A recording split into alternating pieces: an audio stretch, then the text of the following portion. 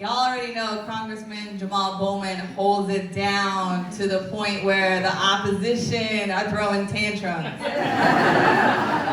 Yes. I wanted to read a little bit from... Stop being aggressive. Yeah. Laughing is aggressive. This poem by, I'm just going to read 2 lines from this poem, but it's by E. Miller, and it says, "Black men are precious."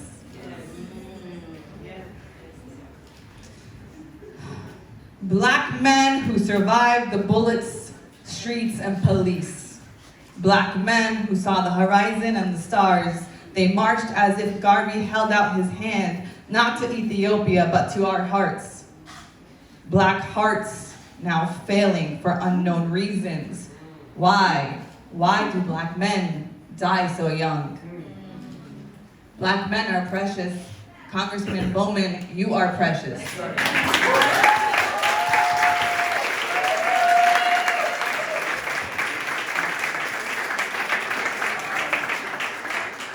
Why do black men die so young?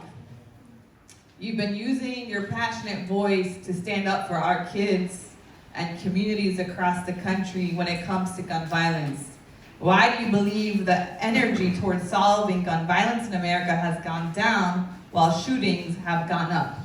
And why do you believe gun violence needs to be at the forefront of legislative discussions? Yeah, so peace and love, everyone. How y'all doing? Shout out to WFP and JD and all the organizers in the room. Thank you all for being here, and thank you for showing us love. You know, it's tough being the only male member of the squad because, you know, they read poems and shit and get you emotional and take you to a point where you might cry in front of a room of everybody. You see what happens? You start hanging out with a bunch of females and shit, get emotional. Anyway, you know, thank you for reading that poem and thank you for that question. And as you read the poem, it made me think about when I was 11 years old and a victim of police brutality, and how just existing as a kid and horse playing in my community, because I was a little bigger for my size, the police thought they could just manhandle me as they threw me against the wall, threw me on the ground, dragged my face on the ground. The whole summer I had scarred up faces. I was going outside and playing with my friends. I was 11 years old. Tamir Rice was 11 years old when he was playing with a toy gun in Ohio, and they rolled up on him without hesitation and shot him dead. And their excuse was, you know, they thought he was a man with a gun in an open carry state. And they had got a call from who knows who saying that there was someone out there playing with a gun. And when you're black in America, as you know, you don't get the benefit of the doubt. They see the color of your skin and they see you as a threat. And you know, one of the incidents that happened this Congress was the incident that everyone saw with Representative Massey. And, you know, right before that incident, well, 2 days before that was the mass shooting in Tennessee at a Christian school.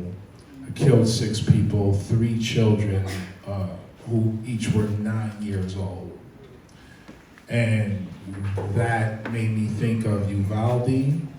That made me think of Sandy Hook, that made me think of Virginia Tech, and that made me think of Columbine and the others that I'm forgetting right now. But you know, it didn't make me think of my own trauma as it related to gun violence. Because we are often so used to living with our trauma, we almost don't even acknowledge it's there, but it's in our bodies.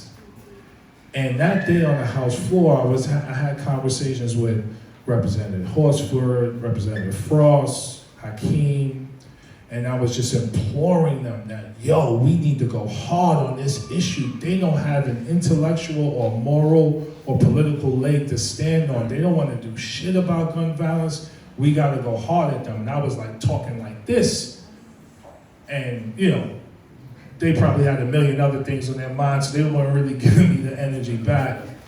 Maxwell did share something though that was interesting, because I initially thought that he was a victim in Parkland, and that's how he came into the gun violence fight. He was like, nah, Jamal, I was just hanging out in the neighborhood, and there was a shooting right next to me, and I experienced the shooting through that incident. And I was like, oh shit. I've been through mad incidents of gun violence in my life. When I was in high school, you know, as what often happens in many high schools, I got into a fight with me and my group of friends, got into a fight with another group of friends. People pulled out guns, just started shooting. This was 10th grade. That summer, that was the fall, 10th grade. That summer, I'm at the club hanging out with my friends. We get into a fight with some other friends. People pulled out guns and started shooting.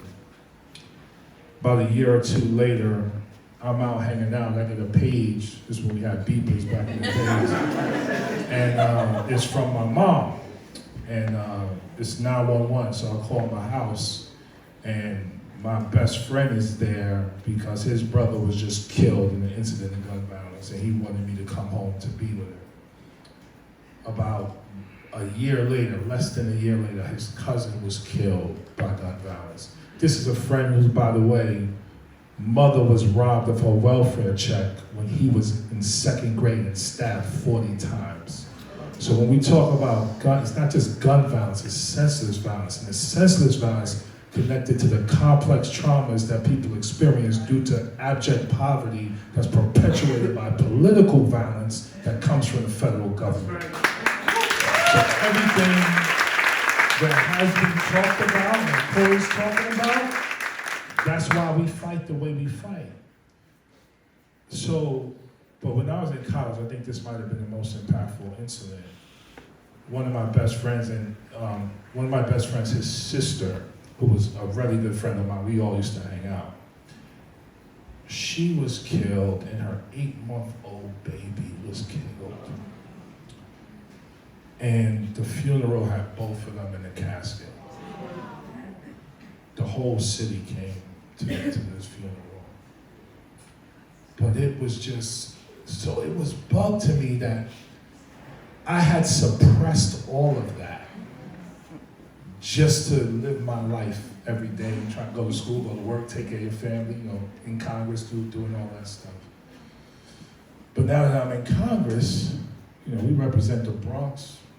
I represent Bronx, Mount Vernon, Yonkers. It seems like every other week, someone is shot and or killed by gun violence.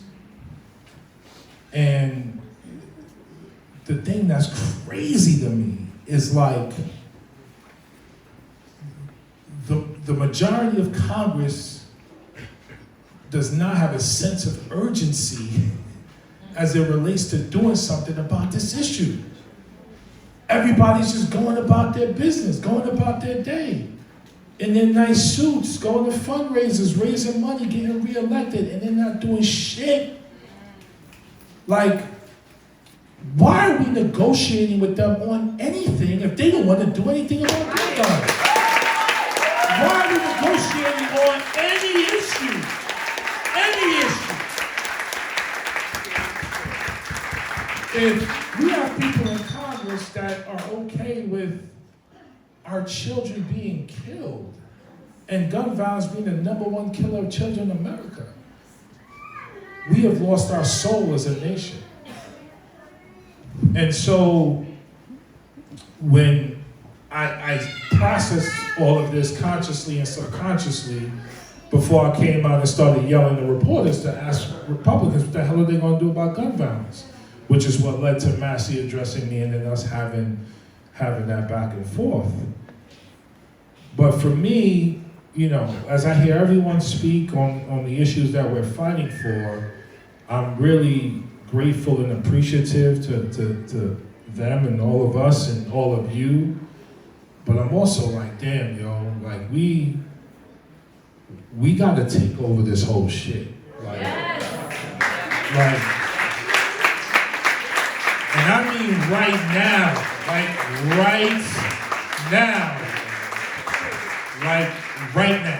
like 2024 is a wrap. Yeah. It's not just taking back the House. We gotta grow seats in the Senate. You've got to drag this 80-year-old man across the finish line of the win. Why? Why? I'm sorry, man, but Why? I'm upset, yo. Because here's Why? the other thing, right? It's like, Why listen, Biden? I know, right? Why? I know. And maybe it should be one of us. Which I'm not against. But when I say take over the whole thing, I mean like, you know, we're here for a reason. That's progressives. All of us are here for a reason. And so, yes, we need to elect progressives. And yes, we need to get the right people into office, real progressives. But how can we But do we gotta do it right now. How can we do We gotta do it right now. How And so right now is right now. How can And we are all here tonight to begin the process of doing what we need to do for next year and beyond.